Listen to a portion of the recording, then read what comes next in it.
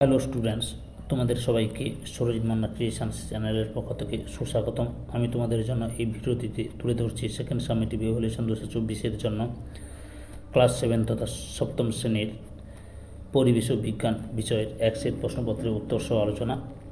এই প্রশ্নপত্রের সেটটি রায় মার্টিনের প্রশ্নবিচিত্রা থেকে model set number 1 Alipurduar new town girls high স্কুলের যে প্রশ্নপত্রের সেটটি রয়েছে সেই সেটের প্রশ্নের সম্পূর্ণ সমাধান করছি। তার আগে তোমাদের কাছে অনুরোধ, তোমরা ভিডিওটি না টেনে পুরোটা দেখো, আর যারা আমার চ্যানেলে নতুন তারা তাড়াতাড়ি চ্যানেলটিকে সাবস্ক্রাইব করে আমার চ্যানেলের পাশে থাকো।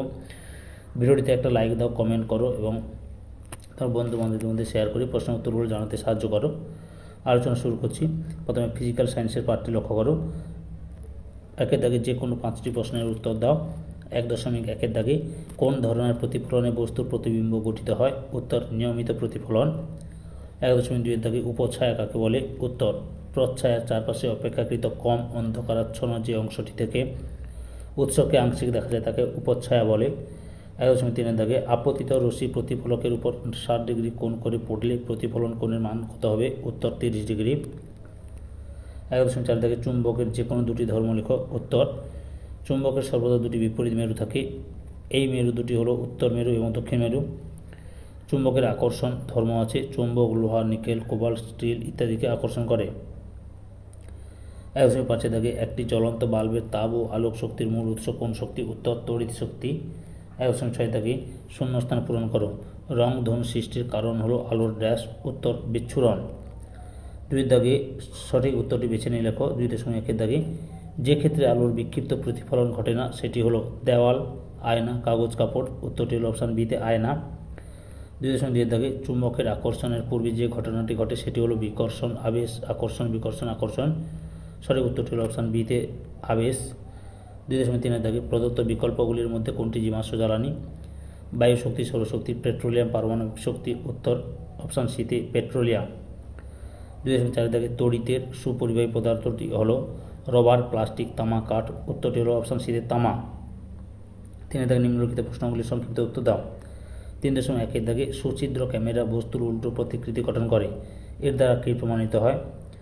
উত্তর আলো সরলরেখায় গমন করে। এই ধর্ম অবলম্বন করে ক্যামেরার সম্মুখের কোনো বস্তুকে রাখলে অপর পাশে রাখা ঘষা কাঁচের পর্দায় বস্তুটির উল্টো প্রতিকৃতি সৃষ্টি হয়। 3.2 দাগে সমতল দর্পণ থেকে কোনো বস্তুর দূরত্ব 50 সেমি হলে বস্তু প্রতিবিম্বের দূরত্ব কত হবে? উত্তর 100 সেমি।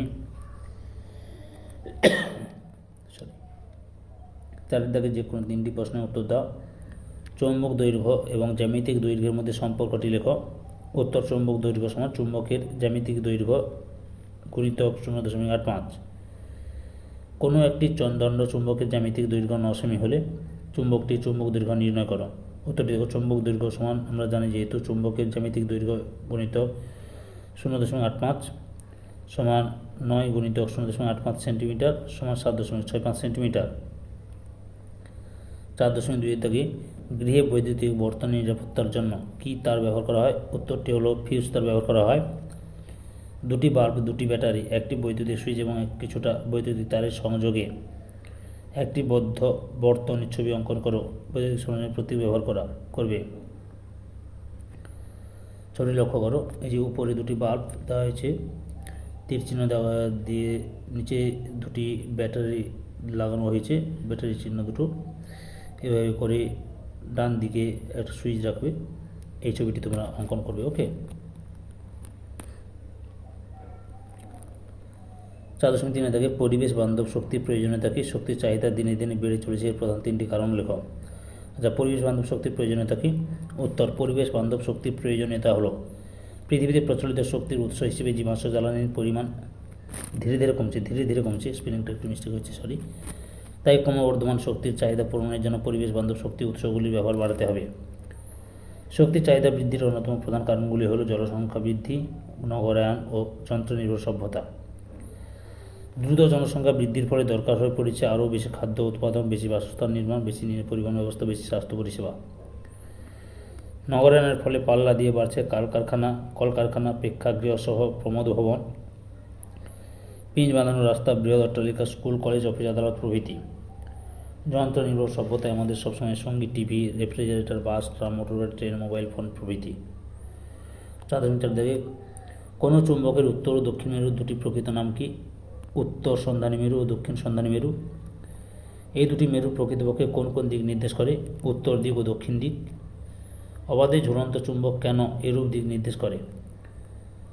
পৃথিবীর নিজে একটি চুম্বক। পৃথিবীর এই নিজস্ব চুম্বকত্ব অর্থাৎ ভূচুম্বক ক্ষেত্রের প্রভাবেই অবাধে ঝুলন্ত চুম্বকদণ্ড যেমন তেমনভাবে না থেকে একটি বিশেষ অভিমুখ অর্থাৎ পৃথিবীর চুম্বক উত্তর দক্ষিণ বরাবর অবস্থান করে থাকে। এবার লাইফ সায়েন্স বিভাগটি লক্ষ্য করো, নির্দেশ অনুযায়ী উত্তর দাও। 1.1 থেকে ঠিক উত্তরটি নির্বাচন করে বাক্যটি সম্পূর্ণ করে লেখো। কাণ্ডের যে জায়গা থেকে শাখা বা পাতা বেরোয় সেই জায়গাটি হলো পর্ব, কক্ষক, পর্বমধ্য, বিটপ। উত্তরটি লেখো, কাণ্ডের যে জায়গা থেকে শাখা বা পাতা বেরোয় সেই জায়গাটিকে হলো অপশান এতে পর্ব। 1.2 থেকে শূন্য স্থানে উপযুক্ত শব্দ বসে বাক্যটি সম্পূর্ণ করে লেখো। পরাগধানীতে থাকে ড্যাশ, উত্তর পরাগধানীতে থাকে পরাগ রেণু। 1.3 থেকে একটি বাক্যে উত্তর দাও, মৃৎভেদী অঙ্কুরোদ্গমের দুটি উদাহরণ দাও। উত্তর কুমড়ো এবং তেঁতুল বীজের মৃৎভেদী অঙ্কুরোদ্গম দেখা যায়। 2 থেকে একটি বা দুটি বাক্যে উত্তর দাও, অভিশ্রবণ বলতে কী বোঝো? প্রথম প্রশ্ন রয়েছে। উত্তর, যে ভৌত প্রক্রিয়ায় অর্ধভেদ্য পর্দা দ্বারা পৃথকীকৃত দুটি সমপ্রকৃতির ভিন্ন ঘনত্বযুক্ত দ্রাবক অণু অর্ধভেদ্য পর্দা ভেদ করে কম ঘনত্বের দ্রবণ থেকে বেশি ঘনত্বের দ্রবণে প্রবেশ করে তাকে অভিস্রবণ বলে। অথবা পরাগযোগের দুটি সমস্যা লেখো। উত্তর, বর্তমানে পরাগ মিলনের সমস্যাগুলি হলো পোকা মারার ওষুধ ব্যবহার, বেশি কীটনাশক বা পোকা মারার ওষুধ ব্যবহারের ফলে মৌমাছি, প্রজাপতি, ফড়িংয়ের মতো উপকারী পতঙ্গ মারা পড়েছে এবং এদের অভাবে পরাগ মিলন ব্যাহত হচ্ছে। 2 নম্বরে গাছপালা ধ্বংস, শিমুল, মাদার কদম প্রভৃতি গাছপালা ধ্বংসের ফলে কীটপতঙ্গ, পাখি, বাদুড় প্রভৃতি প্রাণীরা উপযুক্ত বাসস্থানের অভাবে ক্রমশ অবলুপ্ত হয়ে যাচ্ছে। পুরো ভিডিওটা দেখার জন্য তোমাদের সবাইকে বা সম্পূর্ণ ভিডিওটা দেখার জন্য তোমাদের সবাইকে অসংখ্য ধন্যবাদ।